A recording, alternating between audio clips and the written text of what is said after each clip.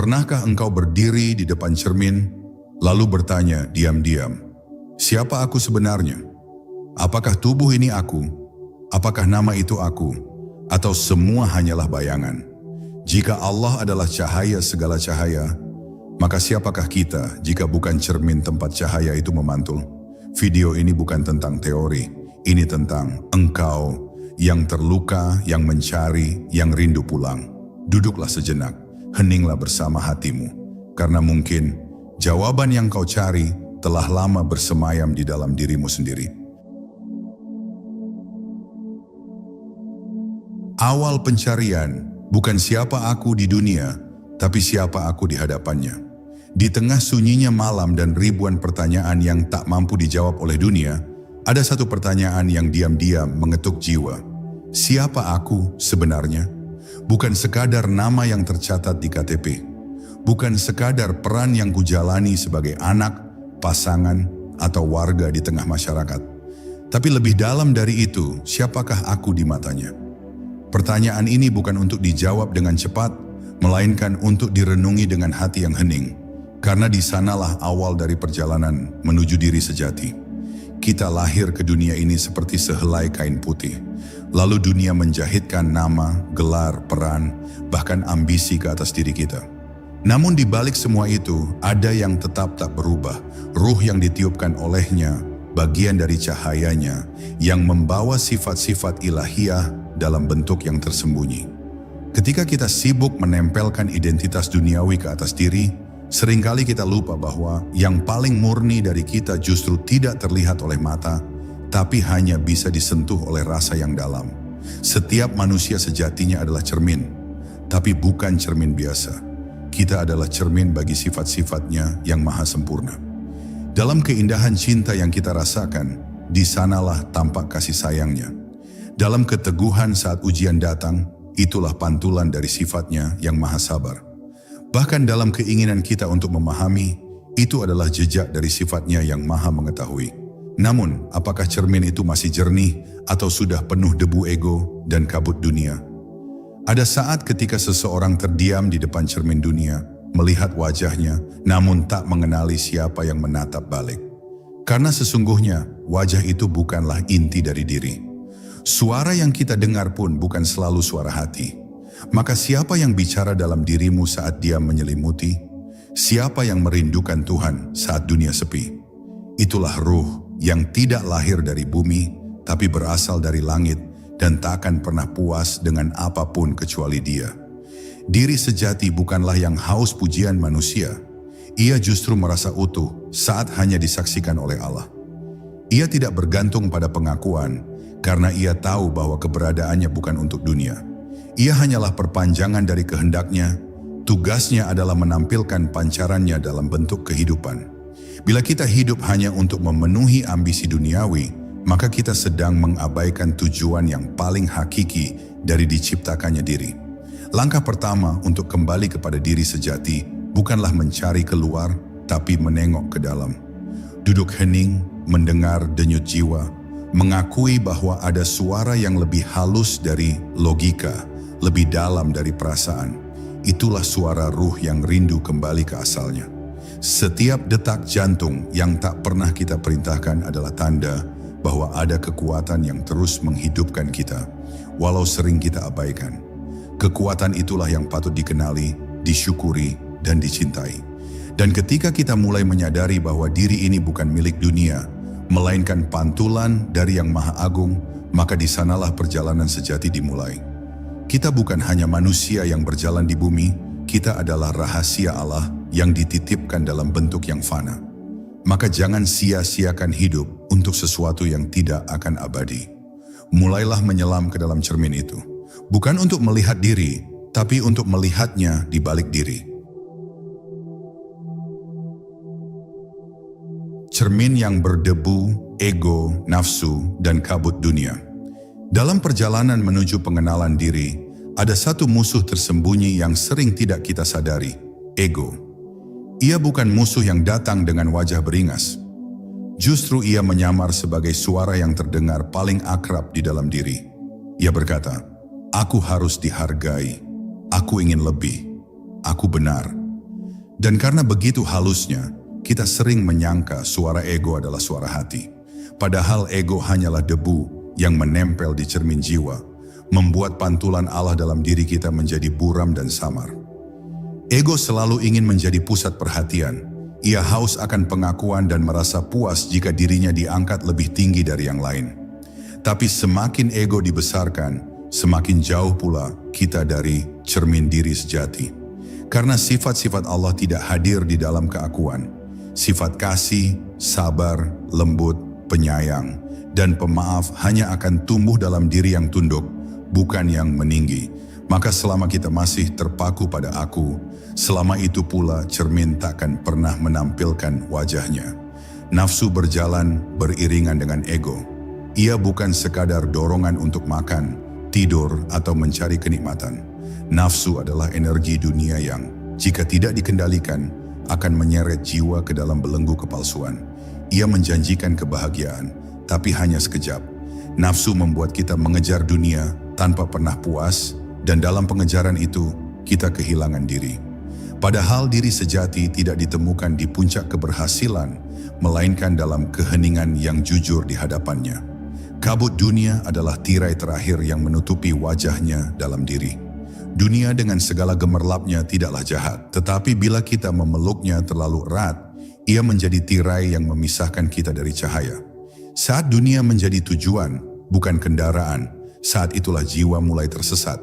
Padahal dunia hanya tempat singgah, bukan rumah abadi. Dan selama kita masih mengira dunia sebagai segalanya, selama itu pula kita akan terasing dari yang sejati dalam diri. Membersihkan cermin jiwa bukan perkara sehari.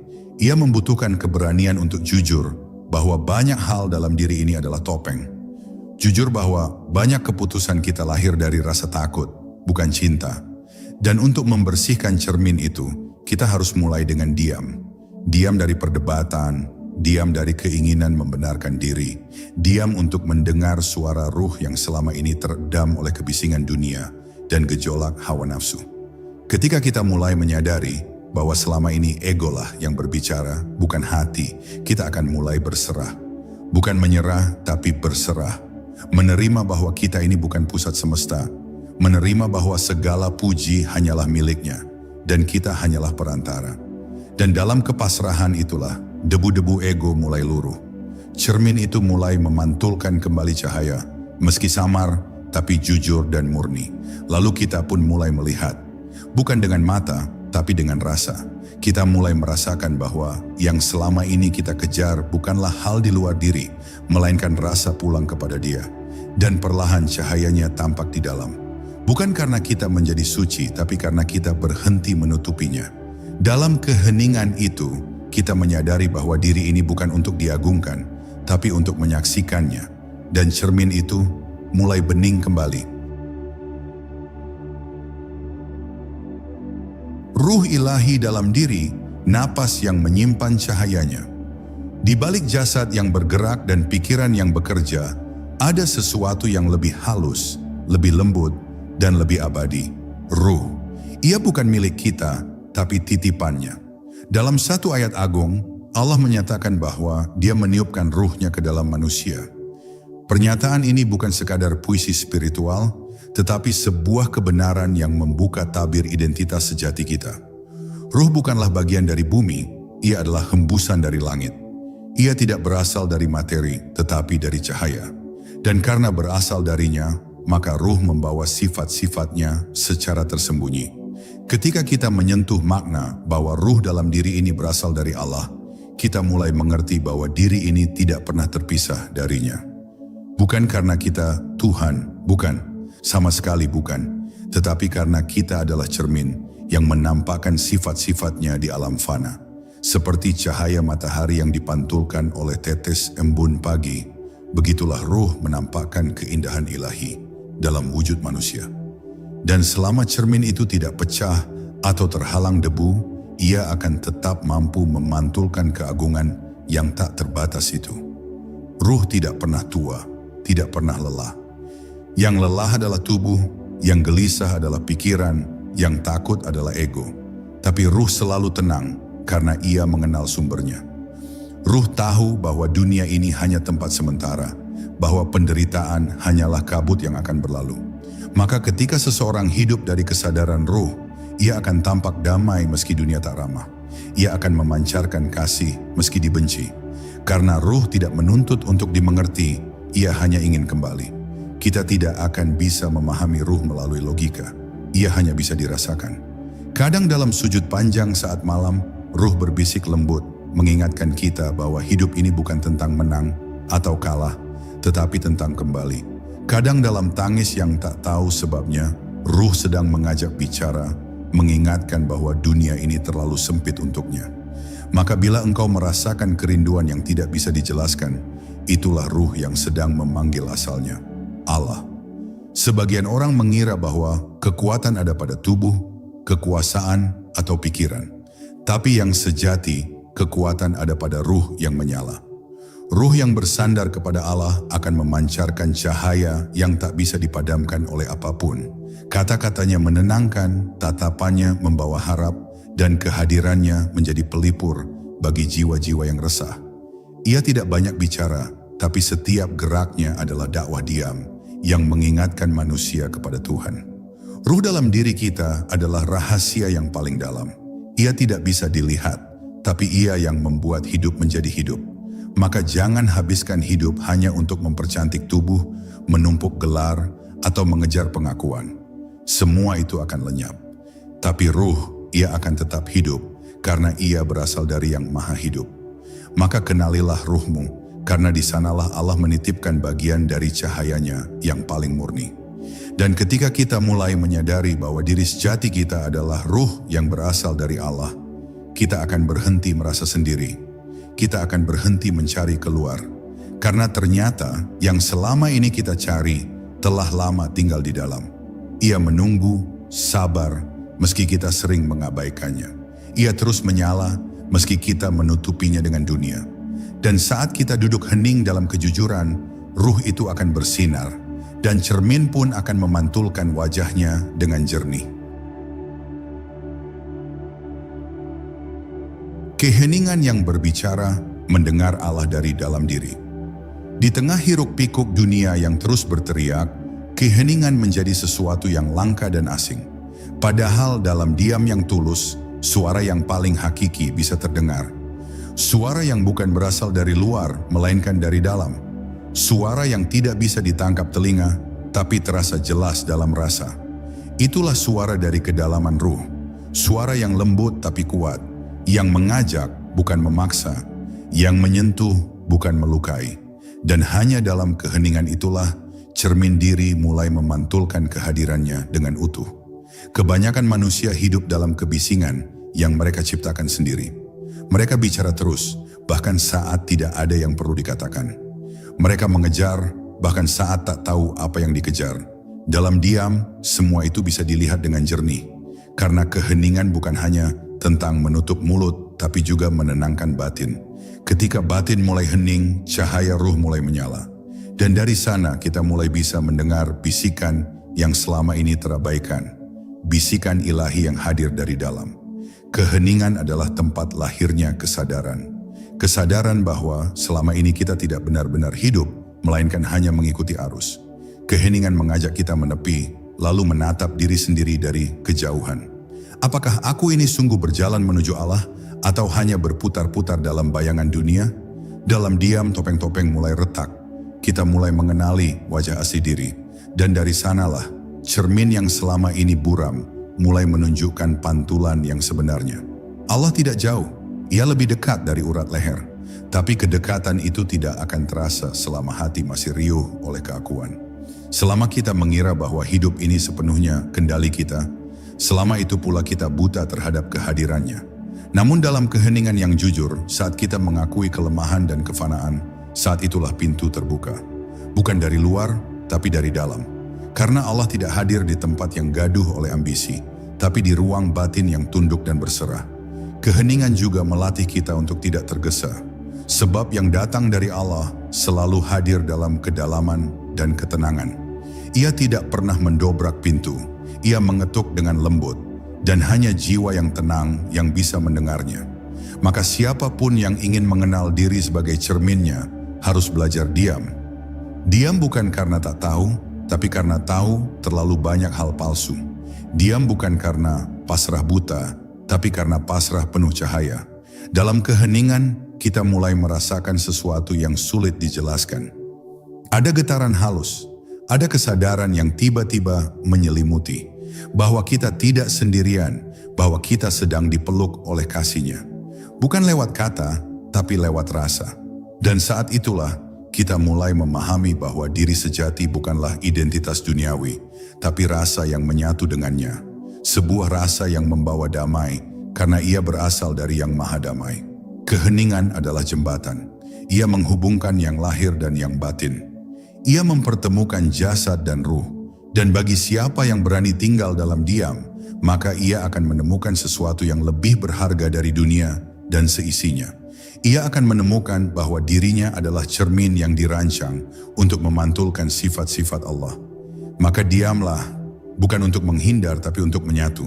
Karena hanya dalam diam Allah bisa dirasa, bukan sekadar disangka. Keheningan yang berbicara, mendengar Allah dari dalam diri. Di tengah hiruk-pikuk dunia yang terus berteriak, keheningan menjadi sesuatu yang langka dan asing. Padahal dalam diam yang tulus, suara yang paling hakiki bisa terdengar. Suara yang bukan berasal dari luar, melainkan dari dalam. Suara yang tidak bisa ditangkap telinga, tapi terasa jelas dalam rasa. Itulah suara dari kedalaman ruh. Suara yang lembut tapi kuat, yang mengajak bukan memaksa, yang menyentuh bukan melukai. Dan hanya dalam keheningan itulah, cermin diri mulai memantulkan kehadirannya dengan utuh. Kebanyakan manusia hidup dalam kebisingan yang mereka ciptakan sendiri. Mereka bicara terus, bahkan saat tidak ada yang perlu dikatakan. Mereka mengejar, bahkan saat tak tahu apa yang dikejar. Dalam diam, semua itu bisa dilihat dengan jernih. Karena keheningan bukan hanya tentang menutup mulut, tapi juga menenangkan batin. Ketika batin mulai hening, cahaya ruh mulai menyala. Dan dari sana kita mulai bisa mendengar bisikan yang selama ini terabaikan. Bisikan ilahi yang hadir dari dalam. Keheningan adalah tempat lahirnya kesadaran. Kesadaran bahwa selama ini kita tidak benar-benar hidup, melainkan hanya mengikuti arus. Keheningan mengajak kita menepi, lalu menatap diri sendiri dari kejauhan. Apakah aku ini sungguh berjalan menuju Allah, atau hanya berputar-putar dalam bayangan dunia? Dalam diam topeng-topeng mulai retak. Kita mulai mengenali wajah asli diri. Dan dari sanalah, cermin yang selama ini buram mulai menunjukkan pantulan yang sebenarnya. Allah tidak jauh, Ia lebih dekat dari urat leher. Tapi kedekatan itu tidak akan terasa selama hati masih riuh oleh keakuan. Selama kita mengira bahwa hidup ini sepenuhnya kendali kita, selama itu pula kita buta terhadap kehadirannya. Namun dalam keheningan yang jujur, saat kita mengakui kelemahan dan kefanaan, saat itulah pintu terbuka. Bukan dari luar, tapi dari dalam. Karena Allah tidak hadir di tempat yang gaduh oleh ambisi, tapi di ruang batin yang tunduk dan berserah. Keheningan juga melatih kita untuk tidak tergesa. Sebab yang datang dari Allah selalu hadir dalam kedalaman dan ketenangan. Ia tidak pernah mendobrak pintu, Ia mengetuk dengan lembut, dan hanya jiwa yang tenang yang bisa mendengarnya. Maka siapapun yang ingin mengenal diri sebagai cerminnya, harus belajar diam. Diam bukan karena tak tahu, tapi karena tahu terlalu banyak hal palsu. Diam bukan karena pasrah buta, tapi karena pasrah penuh cahaya. Dalam keheningan, kita mulai merasakan sesuatu yang sulit dijelaskan. Ada getaran halus, ada kesadaran yang tiba-tiba menyelimuti, bahwa kita tidak sendirian, bahwa kita sedang dipeluk oleh kasih-Nya. Bukan lewat kata, tapi lewat rasa.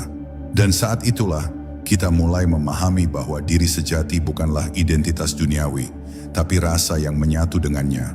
Sebuah rasa yang membawa damai, karena ia berasal dari Yang Maha Damai. Keheningan adalah jembatan. Ia menghubungkan yang lahir dan yang batin. Ia mempertemukan jasad dan ruh. Dan bagi siapa yang berani tinggal dalam diam, maka ia akan menemukan sesuatu yang lebih berharga dari dunia dan seisinya. Ia akan menemukan bahwa dirinya adalah cermin yang dirancang untuk memantulkan sifat-sifat Allah. Maka diamlah, bukan untuk menghindar tapi untuk menyatu.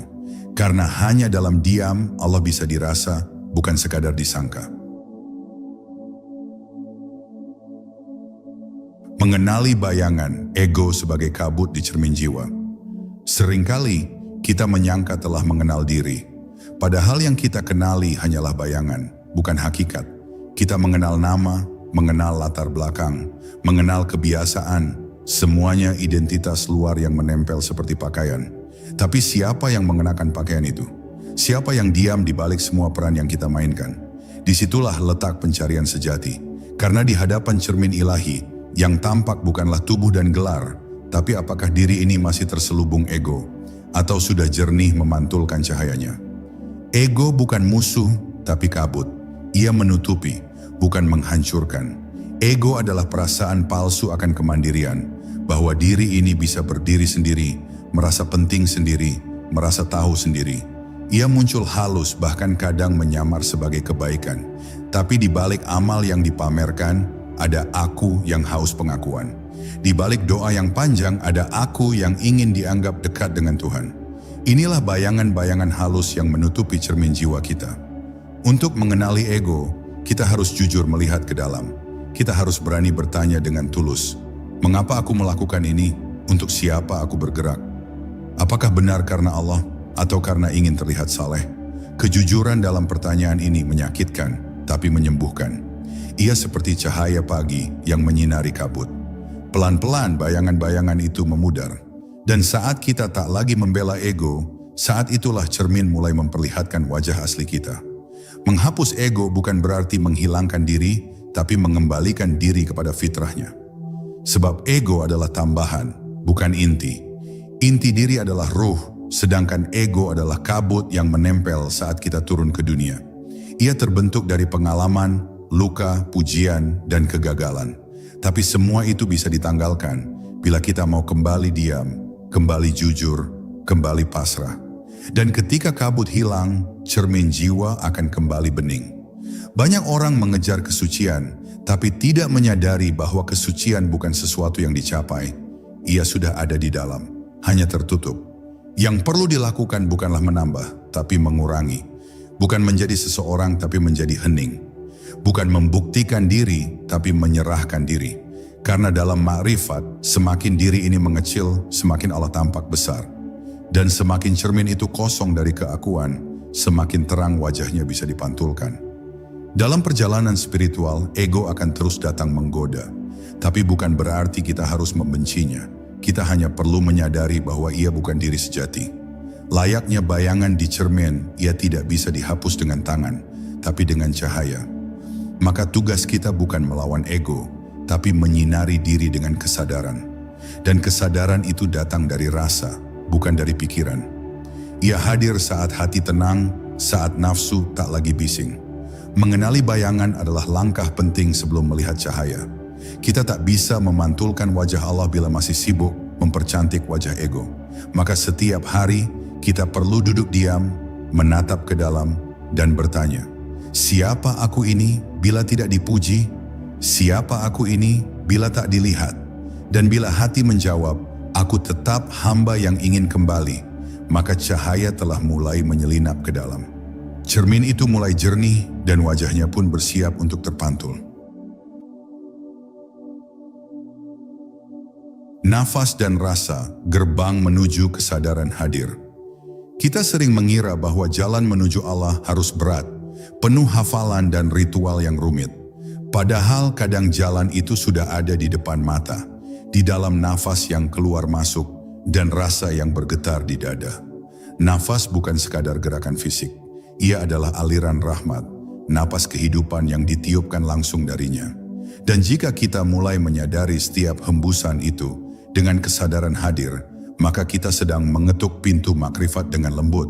Saat nafas disertai kesadaran, tubuh tak lagi bergerak otomatis. Hati pun tidak lagi terombang-ambing. Ada ketenangan yang muncul pelan-pelan, seolah kita sedang duduk berhadapan dengan sesuatu yang sangat dekat tapi tak terlihat. Dalam keheningan itu, rasa pun mulai bicara. Ia berbicara tanpa kata, sebuah rasa halus yang mengajak untuk diam, menunduk, dan menyatu. Rasa ini bukan dari pikiran, ia adalah bisikan ruh yang muncul saat dunia berhenti memekek. Banyak orang terlalu sibuk dengan isi kepala hingga lupa bahwa hati juga punya mata. Dan mata hati ini hanya bisa terbuka bila kita belajar hening lalu merasakan. Merasakan keberadaannya dalam setiap denyut. Merasakan kasihnya dalam setiap hembusan nafas. Dan dari rasa itu, tumbuhlah kesadaran bahwa kita ini bukan siapa-siapa, tapi dicintai dengan begitu sempurna oleh Yang Maha Ada. Kesadaran ini yang mengangkat ruh melampaui batas jasad. Nafas yang disertai rasa menjadikan setiap detik sebagai ibadah. Bukan sekadar karena lisan menyebut namanya, tapi karena seluruh kesadaran tertuju padanya.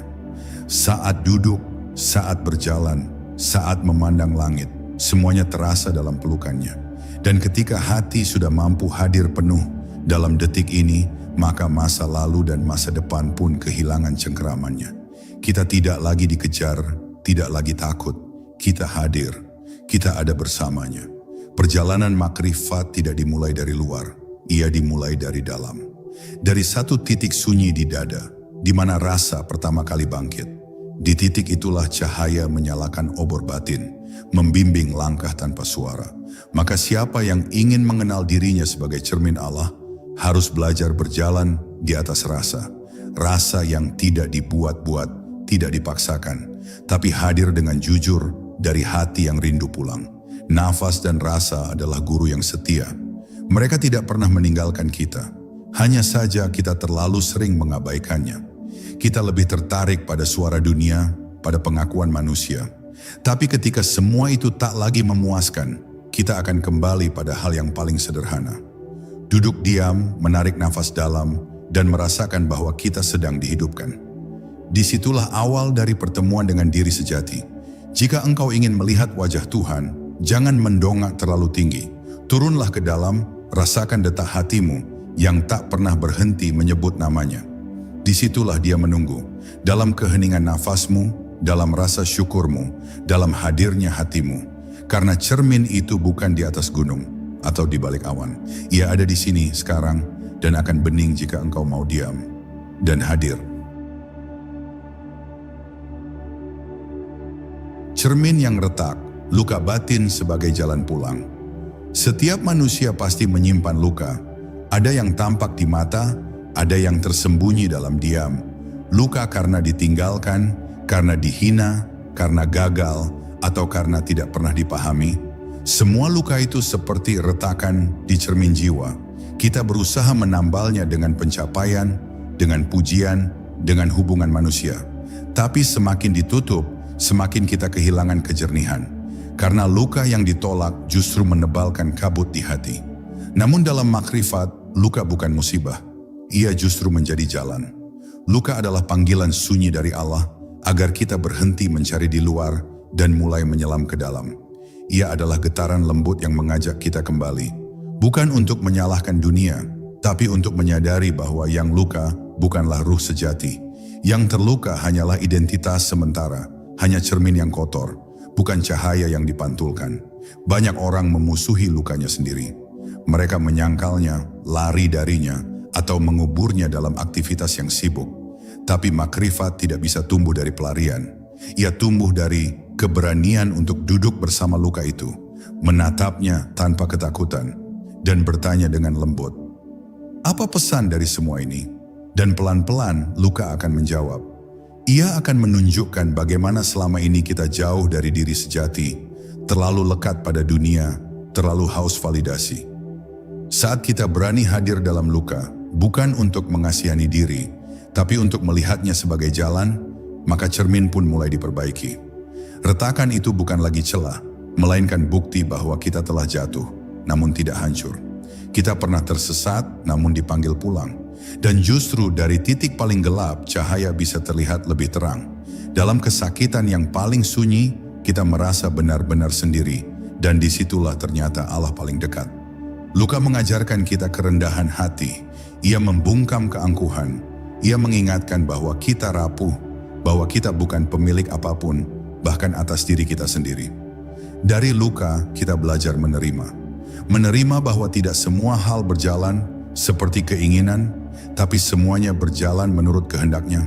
Dan saat kita berhenti memaksa, Saat kita rela bersandar padanya, disitulah ketenangan yang sejati lahir. Maka jangan sembunyikan luka, jangan malu karena pernah hancur. Justru dari kehancuran itu, Allah sedang membentuk ulang hatimu, mengikis lapisan-lapisan palsu, agar yang tersisa hanya kejujuran ruh. Kejujuran bahwa kita tak punya daya tanpanya, tak punya identitas selain sebagai hamba. Dan jika cermin yang retak itu disucikan oleh tangis taubat, maka ia akan lebih jernih daripada sebelumnya. Cermin yang telah retak, jika diperbaiki dengan cahaya kesadaran, justru akan memantulkan wajah Allah dengan lebih tajam. Karena ia tahu artinya hancur, ia tahu artinya kehilangan. Dan dari kedalaman itulah, ia bisa mengenali cinta sejati yang tak bergantung pada apapun. Cinta dari Allah yang tidak pernah menjauh, bahkan saat kita merasa jauh. Maka peluklah lukamu, karena mungkin itu adalah panggilan paling lembut darinya. Fana dan baka, saat aku lenyap, Allah tampak. Perjalanan mengenal diri sejati tidak akan lengkap tanpa menyentuh dua kunci agung dalam makrifat, fana dan baka. Fana adalah lenyapnya aku dalam samudra kehadiran Allah. Bukan kematian jasad, tapi sirnanya ego, sirnanya rasa memiliki, sirnanya pusat kepentingan diri. Dan baka adalah kebangkitan setelah fana, hidup kembali. Tapi bukan sebagai pribadi yang terpisah, melainkan sebagai cermin yang jernih, yang hanya memantulkan sifat-sifatnya. Di titik inilah seseorang mulai hidup bukan dari dirinya, tapi dari Allah. Fana bukan sekadar pengalaman mistis atau kondisi spiritual sesaat. Ia adalah proses pengikisan, di mana satu persatu sifat diri yang palsu mulai gugur. Rasa ingin dikagumi, lenyap. Rasa ingin mengatur, pudar. Rasa ingin dihormati, sirna. Dan yang tersisa hanyalah kesadaran murni bahwa tiada daya dan upaya kecuali karena Dia. Saat seseorang mencapai titik ini, ia tidak merasa lebih rendah ataupun lebih tinggi dari siapapun. Ia tidak merasa memiliki apapun, tapi justru dari kehampaan itu lahirlah kekuatan yang sejati.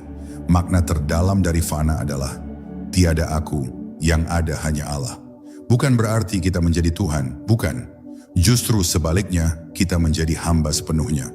Hamba yang tiada kehendak pribadi, yang geraknya murni dalam kehendaknya. Dan saat gerakan itu bersumber darinya, maka semua yang dilakukan pun menjadi ibadah, meski tanpa nama. Tersenyum, berjalan, diam, semuanya menjadi pantulan sifat-sifatnya. Inilah awal dari baka, hidup dalam kesadaran Tuhan. Dalam baka, seseorang tidak lagi menyebut diri sebagai pusat. Ia tidak berkata, aku berbuat ini, tapi hatinya berkata, Allah menggerakkanku. Ia tidak menyombongkan ibadahnya, karena tahu semua berasal dari rahmat-Nya. Bahkan dalam sujudnya, ia merasa tidak layak. Karena yang bisa bersujud pun hanyalah karena Dia memberi kekuatan dan kesadaran. Dan di puncak itu, yang tampak hanyalah cinta. Cinta yang begitu dalam, hingga tak butuh alasan untuk tetap tunduk dan taat. Makrifat tertinggi bukan tentang kehebatan spiritual, tapi tentang ketiadaan diri. Tentang kosongnya cermin hingga cahaya bisa memancar sempurna. Maka mereka yang telah fana dan baka tidak sibuk menunjukkan siapa dirinya. Ia sibuk menutupi dirinya agar tak menghalangi cahayanya. Ia menolak pujian, menghindari sanjungan. Karena ia tahu semakin dirinya menampakkan diri, semakin redup cahaya Tuhan dalam hidupnya. Di jalan ini tak ada yang bisa dipamerkan, sebab semakin seseorang mendekat, semakin ia malu. Semakin dalam makrifatnya, semakin besar perasaannya sebagai hamba. Ia tidak bicara banyak, tidak menilai siapa-siapa. Ia hanya menjadi ruang kosong, tempat Allah berkaca. Dan ketika Allah berkaca, maka sifat-sifatnya terlihat dalam kelembutan, kesabaran, kemurahan, kasih, dan cahaya yang menyentuh siapapun yang mendekat. Fana bukan hilangnya eksistensi, tapi kembalinya eksistensi kepada asalnya. Dan baka bukan hidup yang baru, tapi hidup yang dibenamkan sepenuhnya dalam kehendaknya. Disinilah akhir perjalanan makrifat dan sekaligus awal kehidupan yang sejati. Karena ketika aku telah lenyap, maka yang tinggal hanyalah Dia, yang sejak awal telah bersama kita. Lebih dekat dari urat leher, lebih dekat dari segala yang bisa kita pikirkan. Hidup sebagai cermin menjadi cahaya bagi sesama. Setelah seseorang mengenal dirinya sebagai cermin sifat Allah, maka hidupnya tak lagi tentang mencari, tapi memberi. Ia tidak lagi sibuk bertanya siapa dirinya, karena ia telah hening dalam jawaban. Yang ia pikirkan kini hanyalah bagaimana menjadi jalan, menjadi pelita bagi yang masih tersesat dalam gelap.